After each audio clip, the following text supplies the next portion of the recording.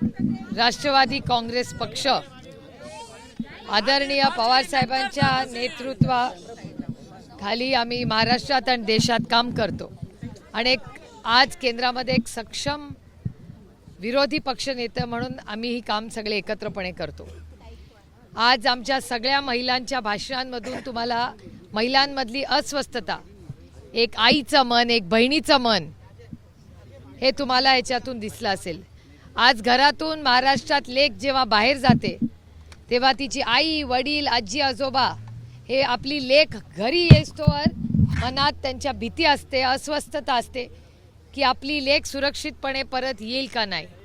हे दुर्दैव आहे। ह्या असंवेदनशील सरकार ज्याचा उल्लेख देशमुख साहेबांनी केला की ज्या पद्धतीने बदलापूरला झाली ही अतिशय दुर्दैवी घटना, त्यानंतर त्या पालकांना न्यायासाठी 18 तास वणवण फिरावं लागलं आणि त्यानंतर जेव्हा आंदोलन झालं तेव्हा भारतीय जनता पक्षाचे नेते असं म्हणले की बदलापूरच्या घटनेसाठी बाहेरून आंदोलक करत होते।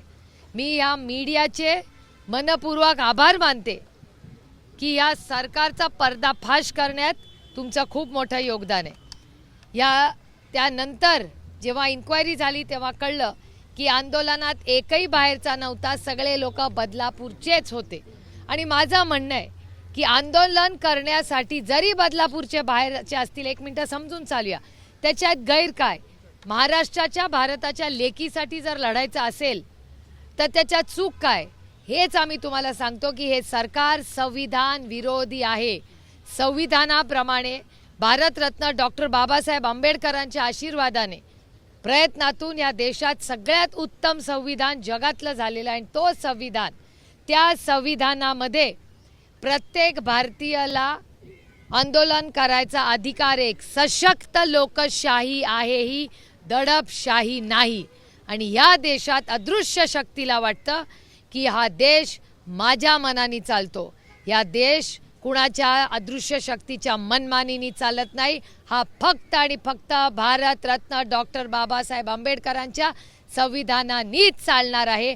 याच्यासाठी कष्टांची परिकाष्ठा करू, उभं आयुष्य घालू। आमच्या श्वासात श्वास आहे तोपर्यंत या संविधानासाठी आम्ही लढत राहणार आहोत। आणि या राज्यातल्या आणि देशातल्या लेकींची सुरक्षितता जर या सरकारला जमत नसेल तर ती घ्यायची आमची तयारी आहे।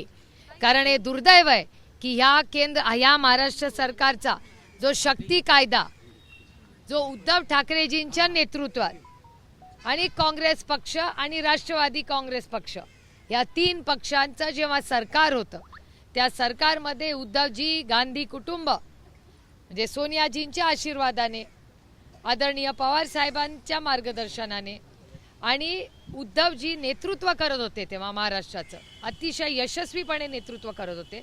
तेव्हा देशमुख साहेबांच्या प्रयत्नातून देशमुख साहेबांनी ते बिल आणताना समाजातल्या गाव, वाडी, वस्ती, ज्याला इंग्रजीत स्टेक होल्डर म्हणतात, प्रत्येक स्टेक होल्डरचं मार्गदर्शन केलं। त्यांनी काय लादला नाही हा कुठला कायदा, त्यांनी सगळ्यांची विचारपूस करून अनेक महिने त्याच्यावर देशमुख साहेबांनी योगदान दिलं, काम केलं आणि त्याच्यानंतर शक्ती कायदा आला आणि सहमताने, मला असं वाटतं बंटी पाटील आपल्याबरोबर तेव्हा आपले स्टेट मिनिस्टर होते, एकनाथ शिंदे सुद्धा आमच्या कमिटीत होते। अगो बाई, एकनाथ शिंदेही त्यांच्या शिंदे सुद्धा आमच्या शक्ती बिल जे आम्ही केलं त्या कमिटीचे एक मेंबर होते। हा, आणि बंटी पाटील तुमचे स्टेट मंत्री होते। या राज्यात आता स्टेट मंत्री पण नाही आहे मला वाटतं, हो नाही आहे ना? आपको रुकना पडेगा मैडम, ये महाराष्ट्र है, पहले मराठी होगा। त्याच्यानंतर त्या कायद्यामध्ये आपल्याला सगळ्यांना बघितलं असेल देशमुख साहेबांच्या प्रयत्नातून, तेव्हा बंटी पाटलांचंही योगदान होतं त्या कामामध्ये। या सगळ्यांनी एकत्र मिळून अतिशय उत्तम शक्ती कायदा आणला। त्या शक्ती कायदा दिल्लीला गेला तेव्हा मोदी सरकार होतं, पूर्ण त्यांची ताकद होती। आज NDA सरकार आहे, पण मी तुम्हाला शब्द देते की NDA सरकार म्हणजे मोदी सरकारनी तर काही केलंच नाही, पण NDA सरकारनी जर शक्ती कायद्याचा प्रस्ताव आणला तर इंडिया अलायन्स, मी स्वतः सगळ्यांची गाठ दिल्लीमध्ये घेईन आणि पूर्ण ताकदीने इंडिया अलायन्स हे पूर्ण ताकदीने शक्ती कायद्यासाठी उभं राहील। हा शब्द आणि प्रयत्न आम्ही सगळे करू। त्यामुळे ह्याला कुणाचाही विरोध नाही, पण फक्त महिला सुरक्षितता ह्याच्याबद्दल अतिशय ज्या पद्धतीने गांभीर्याने हा विषय घेतला जात नाही. आता दौंडमध्ये घटना झाली, मी तिथे पोलिसांचं खूप मनापासून कौतुक करीन. दौंडमध्ये अशी जेव्हा घटना झाली तर तिथली पोलीस यंत्रणा आणि तिथले SP यांनी अतिशय उत्तम काम केलं. पण पुणे शहरात काय चाललंय? कोयता गँग पुणे शहरामध्ये, ड्रग्ज पुणे शहरामध्ये, छेडछाड पुणे शहरामध्ये. म्हणजे आता दुर्दैव आहे मला हे भाषण करावं लागतंय. ज्याला शिक्षणाचं माहेरघर म्हणतो, ऑक्सफर्ड ऑफ द ईस्ट म्हणून पुण्याची ओळख आहे, त्या पुणे आज महाराष्ट्राचा क्राईम कॅपिटल झालेलं आहे. हे मी म्हणत नाही आहे, मीडिया आणि सरकारचा डेटा सांगतोय.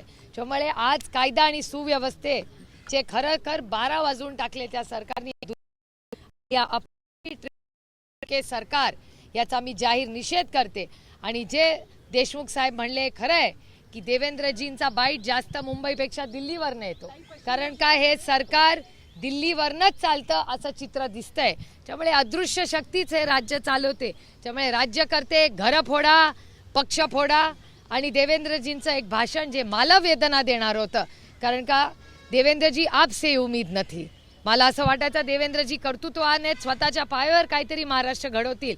पण जेव्हा ते म्हणाले की 2 पक्ष फोडून मी उपमुख्यमंत्री झालो, तेव्हा माझ्यासारख्या कार्यकर्त्यांना प्रचंड वेदना झाल्या. कारण ह्याच्यातच रस आहे. आणि वेस्ट बेंगॉलमध्ये जी घटना झाली ती अतिशय दुर्दैवी आहे, त्याचाही आम्ही जाहीर निषेध करतो. पण ममता बॅनर्जींनी त्याच्यासाठी एक स्पेशल सेशन बोलवलेलं आहे. आणि त्या सेशनमध्ये जो बलात्कारी असेल त्याला जेव्हा ज्या दिवशी इन्क्वायरीनंतर शिक्षा होईल त्याला फाशी देण्याचा जो निर्णय वेस्ट बेंगॉल सरकारनी आणि ममता बॅनर्जींनी घेतलाय त्याचा आम्ही जाहीर मनापासून स्वागत करतो. आणि विनम्र विनंती या देशातल्या सरकारला, ते आधी मोदी सरकार होतं, आता NDA सरकार आहे, त्या NDA सरकारला विनंती करतो की देशमुख साहेबांचा आणि महाविकास आघाडीचा शक्ती कायदा जो आम्ही प्रस्तावित केला आहे त्याची लवकरात लवकर अंमलबजावणी करावी. असं म्हटलेलं आहे की पीडितेचा मृत्यू झाला तर जो आरोपी आहे त्याला ताबडतोब शिक्षा दिली जाईल. हे कितपत योग्य वाटतं तुम्हाला? नाही, मला असं वाटतं, मी स्वतः बिल पाहिलेलं नाही, पण बिल आल्यानंतर आम्ही करू. शक्ती कायदा नाही वेस्ट बेंगॉलचा काय आहे तो कायदा आम्ही पाहिलेला नाही, त्याच्यामुळे बोलणं अयोग्य राहील. पण जो शक्ती कायदा देशमुख साहेबांनी, उद्धवजींचं नेतृत्वाखालचं जे सरकार होतं जर त्याची अंमलबजावणी झाली तर ते अतिशय एक आधार देणारं असेल. आणि कधी ना कधी या नराधामांना हा जाप किंवा त्या वर्दीची भीती ही बसलीच पाहिजे, जी आता नाही. अजित पवार यांच्या पक्षाची आज एक मुंबईत महत्त्वाची बैठक पार पडलेली आहे. महायुतीमध्ये फक्त 60 जागा अजित पवार यांना मिळण्याची शक्यता आहे. कशा पद्धतीने बघताय? कुठेतरी नाराजी व्यक्त होते. रामकृष्ण हरी. मराठवाड्यात काल परवा मोठ्या प्रमाणात पाऊस झालेला आहे. उद्या राष्ट्रपती लातूर दौऱ्यावर आहेत, संपूर्ण मंत्रिमंडळ लातूरला असणार आहे. कशा पद्धतीने बघता? कुठलीही पाणी राज्य सरकारकडून अद्याप केलेली नाही. मला याची खरंच काही माहिती नाहीये. मी माहिती देऊन आपल्याला सांगेन. आम्ही खासगी बिल्डरांनी जवळपास 800 घरं लाटल्याचं समोर येत आहे. म्हाडाची विषय कोणता रे बाबा आता? याची मी वेगळी प्रेस देते. आता महिलांचा विषय अतिशय गंभीर आहे, मी तुम्हाला वेगळा हा विषय गंभीर आहे, हा विषय करूया. मी बाकीच्या विषयांना तुम्हाला वेगळा बाईट देते. मी तुम्हाला कधीच नाही म्हणत नाही. खरं सिंसियर नहीं लग रहा क्या उनके पास सारी चीजें मौजूद है, बावजूद उसकी नजरअंदाज कर रहे हैं? नहीं, बहुत बुरी, मतलब बहुत दुख की बात है कि शक्ति कायदा जो उद्धव जी की सरकार, महाविकास आघाड़ी की सरकार थी, उसमें देशमुख साहब ने ये बिल आगे लेके गए थे. उनकी सुझाव बहुत अच्छे थे उस बिल में और उन्होंने ही प्रस्ताव किया था. और उसके बाद बंटी पाटिल जी कांग्रेस के वरिष्ठ नेता और मंत्री थे, इनके मिनिस्टर ऑफ स्टेट थे, तो सब ने मिलके ये शक्ति कायदा लाया था. और सबसे बड़ी बात है कि एकनाथ शिंदे जी जो आज राज्य के मुख्यमंत्री है वो भी उस कमेटी में थे. तो सबका सलाह लेके ये बहुत अच्छा कायदा देशमुख साहब ने लाया था और सब ने दिल्ली भी भेजा हुआ है. लेकिन तब मोदी सरकार थी, उन्होंने कुछ नहीं किया. आज NDA की सरकार दिल्ली में है, उन्होंने भी कुछ नहीं किया. उसका हम जाहिर निषेध करते हैं. आप इसको किस तरह से संसद में फॉलो अप करेंगी?